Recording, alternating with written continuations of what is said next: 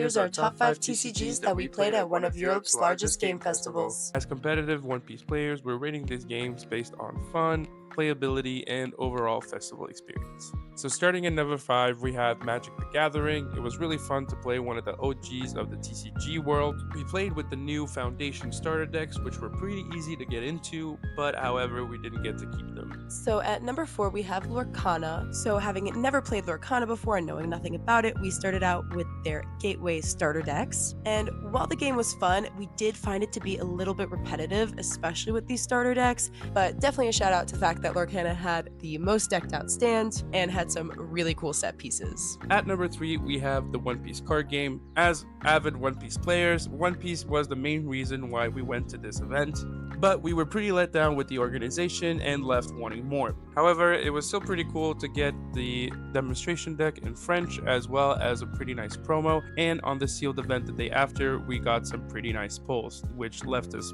feeling pretty happy.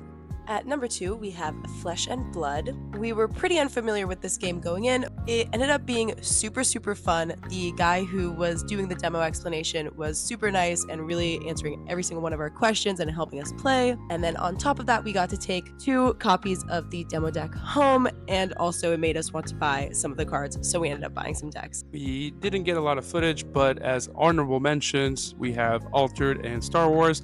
The games were super fun and the team were really helpful.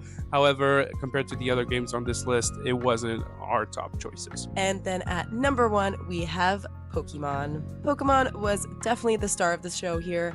We were able to try out these demonstration decks at the Play Lab. Really cool experience. And being fans of Pokemon before, but having never really tried out the TCG, this was a really cool way to be introduced to it.